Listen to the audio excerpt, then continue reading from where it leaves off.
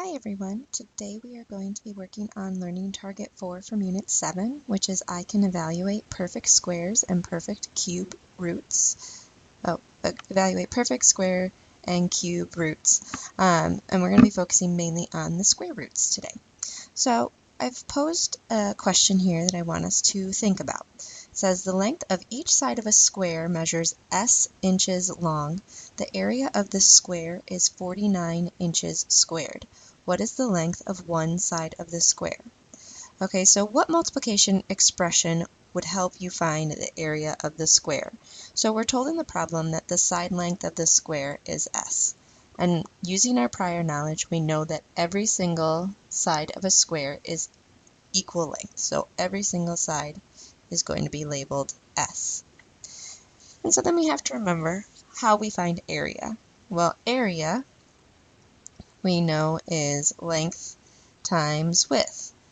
But in this situation, with a square, the length is s and the width is s. And that's going to give me my area. Actually, I'm going to leave that off because the question actually asks for just an expression. So to find the area, we would just take one side length times the same side length. Write the equation that would be used to solve the area of the square. So we're going to take that s times s, which we can think back to how could I simplify that if we're looking at our exponent rules. That's going to be s squared equals the area of the square, which we were told was 49. So what number, when I multiply it by itself, is going to give me 49? So hopefully your multiplication facts are on par. You haven't forgotten them in the time we've been gone. So that would make one side length of the square equal to 7. So to prove that, I would say, well, 7 times 7, or 7 squared, is equal to 49.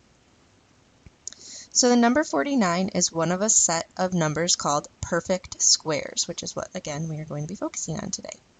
A perfect square is a number that results from multiplying an integer by itself. So here we have a table that I want you to fill out with all of your perfect squares. And you can use a calculator for some of these, especially once they get towards the higher values. But what you're asking yourself is, well, what's 1 times 1? 1 times 1 is 1. 2 times 2 is 4. 3 times 3 is 9. 4 times 4 is 16. 5 times 5 is 25. 6 times 6 is 36. 7 times 7, we just did a problem with that, is 49. 8 times 8 is 64. 9 times 9 is 81. 10 times 10 is 100. 11 times 11 is 121. 12 times 12 is 144. 13 times 13 is 169. 14 times 14 is 196. 15 times 15 is 225. 16 times 16 is 256. 17 times 17 is 289. 18 times 18 is 324.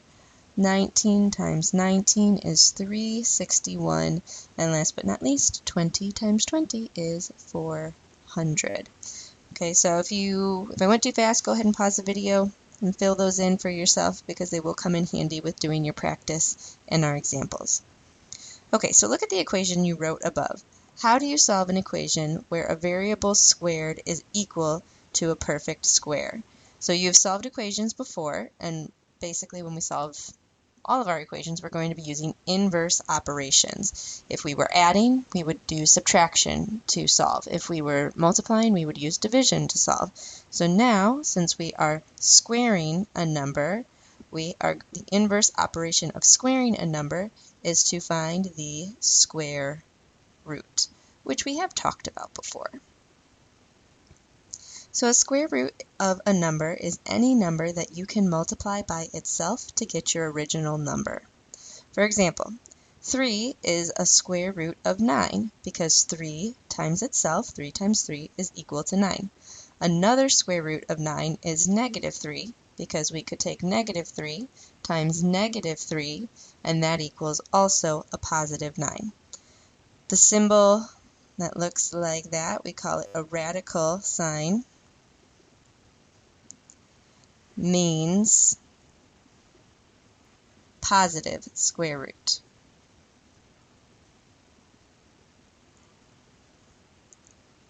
Sometimes you will see a plus minus the radical, which means you're looking for both the positive and negative square root. We will be focusing mainly on the positive square roots. So let's look at example 1. It says, circle the numbers that are perfect squares. Identify the square roots of the numbers you select. Okay, so using your chart, that would be the most helpful, or just your prior knowledge. So if I look at the number 8, what are my factors of 8? Well, I have 1 times 8, I have 2 times 4, and that's it. Neither of those expressions are one factor times itself. So I know that 8 is not going to be a perfect square. 25, I could do 1 times 25, 5 times 5, okay? And there I can recognize, hey, 5 times itself. So that means that is a perfect square. And, well, I guess I didn't write to prove it on here. But to prove it, I would show that 5 times 5 is equal to 25. I have an integer times itself. That gives me 25. So looking at the remaining two, go ahead, take a moment, circle. One of them is, one of them isn't. Which one do you think is? You can use the chart above, or you can do trial and error. I'll give you 10 seconds. 1, 2, 3, 4, 5, 6, 7, 8, 9, 10. Little shorter than 10 seconds. Okay. But you'll notice if you look back at our chart above, between 196 and 200, it looks like we're going to be over at 14 squared to 15 squared. Well, 14 squared is 196. So 196 is also going to be a perfect square. And to prove it, we would have 14 times 14 is equal to 196. And 200 is not a perfect square. So example 2, solve the following. So remember, to solve a problem where we are squaring a variable, we have to do the inverse operation, which is taking the square root. So if I have a squared equals 64, I have to take the square root of a squared, because that unsquares the square.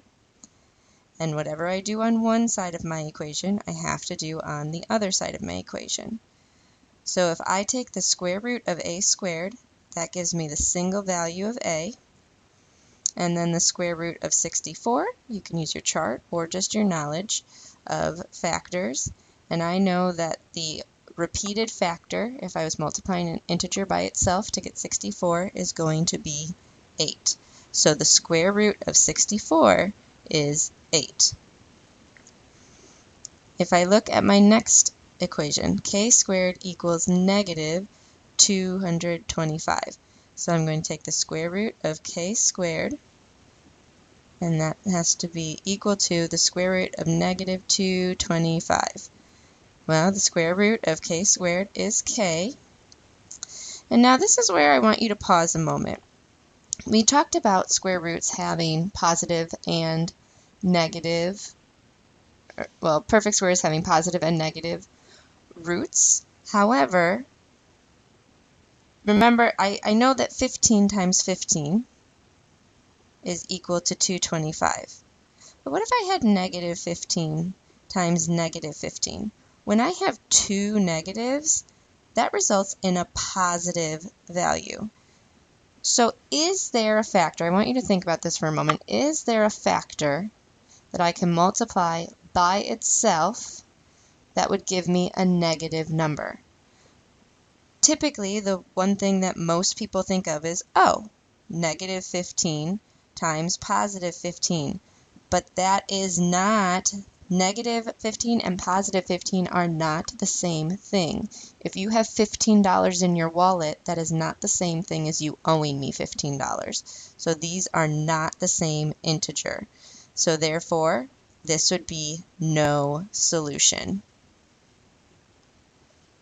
You cannot take the square root of a negative number. So be careful on that if you see that anywhere.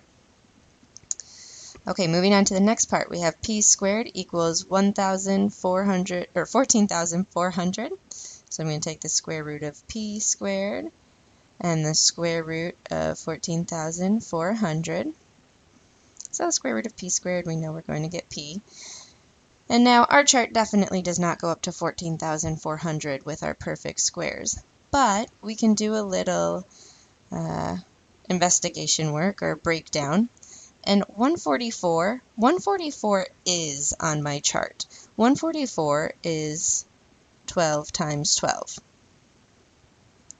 And that gives me 144. Well, what could I include in those integers that would result in 2 zeros at the end? Well, if I give or designate a 0 to each of those 12s, we do get 14,400. So my square root of 14,400 would be 120. So especially when you have zeros at the end, you can definitely see, do I have enough zeros to break down or divide among my integer that I'm multiplying by itself? So keep a lookout for examples like that. All right, on my last problem here, I have t squared equals 121 over 196. All right, and these are those dreaded fractions that you guys always worry about, but taking the square root of a fraction is really not too bad. So I'm going to take the square root of t squared, and then I'm going to take the square root of 121 over 196. So the square root of t squared, we know is just going to be t. And another way that you can think about this, and let's see, I'll put an arrow there so we know to think about it in a little think about it bubble. We would take, what's the square root of 121? And we can divide that by the square root of 196. So we can break that radical down to both of the values that are underneath it. Well, the square root of 121, if we use our chart up top, the square root of 121, so I see 121 right here, and that is 11 squared. So the square root of 121 is 11. That's my repeated factor. And then the square root of 196, you can see right here, my repeated factor is going to be 13. So I get t equals 11 over 13. All right, example 3. City Park is a square piece of land with an area of 10,000 square yards. What is the length of a fence that encloses the park? Okay, so again, if this is a square, we know that every single side is going to be the same value. And to find area, that's length times width. So in this situation, that's s times s, which we can simplify to s squared. And we are told that the area is 10,000. So to solve this, we need to take the square root of s squared and the square root of 10,000. Okay, and the square root of 10,000 is going to be 100.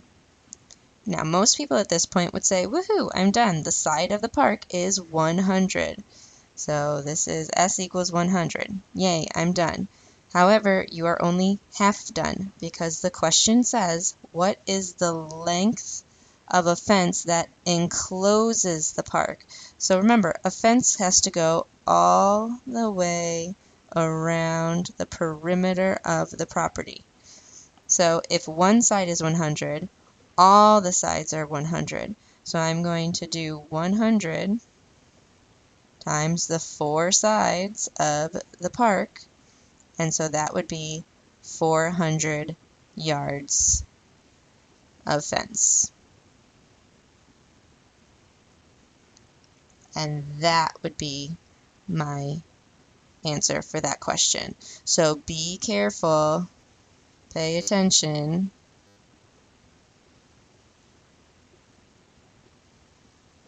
Let's get the nose there. Okay, so pay attention to not stop. Don't stop after that initial solving. You then have to answer the question that's posed to you. Okay, so that's the end of our notes. Your practice is on Otis, so go ahead and you can log into that and answer. I think there's maybe 5 or 6 questions there. There is the opportunity to check your answers. Most of them only have 1 to 2 check options because they're not, they're either multiple choice or whatnot. So just be aware of that if you're relying on that check answer button. So make sure you also upload your completed notes into Google Classroom. Last week I had a lot of people that said that they finished the notes, they didn't save the notes, and they uploaded a blank copy. Again, you need to make sure you save the notes. It's always good to even save an extra copy in your drive so that you do not have to do it twice, because I know that also happened to a few people. If you have any questions, you can log into Zoom from 12:30 to 1:30. I will be happy to answer any questions that you may have. I miss you all. I hope you're all doing well and healthy and being safe. And I look forward to getting in contact with you this week. So good luck, and I'll talk to you later. Bye.